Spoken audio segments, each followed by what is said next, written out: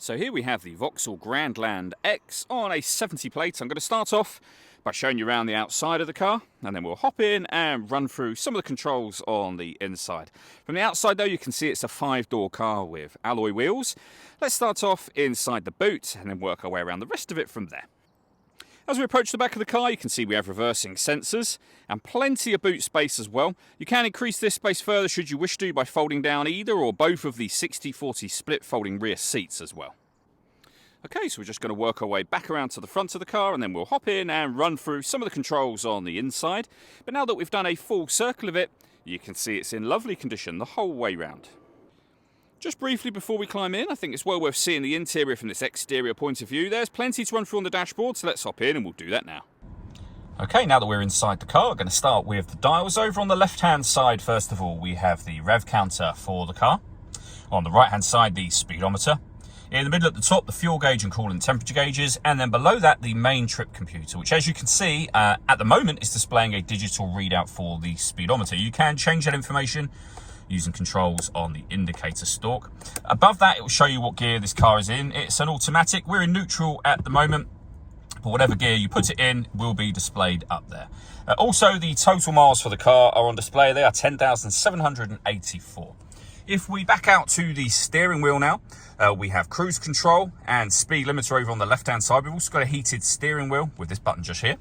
And over on the right-hand side, we have stereo and phone controls available to us. And as you can hear, you can adjust the volume using this control on the steering wheel just here. Or, of course, the main volume dial just there. As you can see, this car's got satellite navigation. A very easy system to use. We've actually done a video showing how this system works, which you can find on our website and YouTube channel as well. And you can access your sat-nav just here. When it comes to audio in this car, we have DAB radio, FM and AM as well.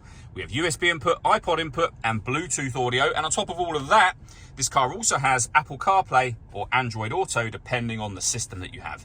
Hit the phone button just here to pair your phone up to the car. Below that, we then have dual zone climate control. So you can adjust the passenger temperature, the driver temperature. You can increase and decrease the fan speed from here. You can turn your air conditioning off in this case, back on again, or hit auto. The car will now take control of the direction of the air and fan speed to maintain those temperatures for you. Any manual adjustment will override that straight away again.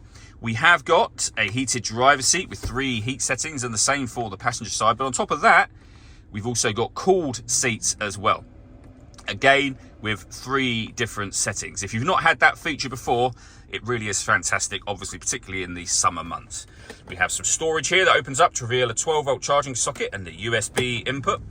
These buttons here, so you can turn the deadlocks on and off, parking sensors on and off. You can turn off the stop and start. This car is designed to cut out when it's stationary in traffic to save you fuel.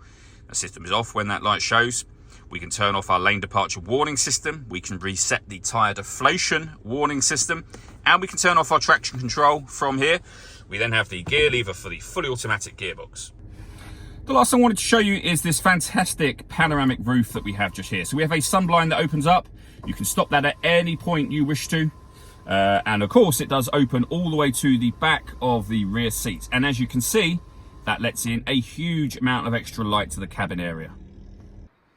All that leaves me to say is thank you for taking the time to watch this video. If you'd like to come and see the car in person and have a test drive, please feel free to give us a call here at MJA Car Sales. We'd love to hear from you soon.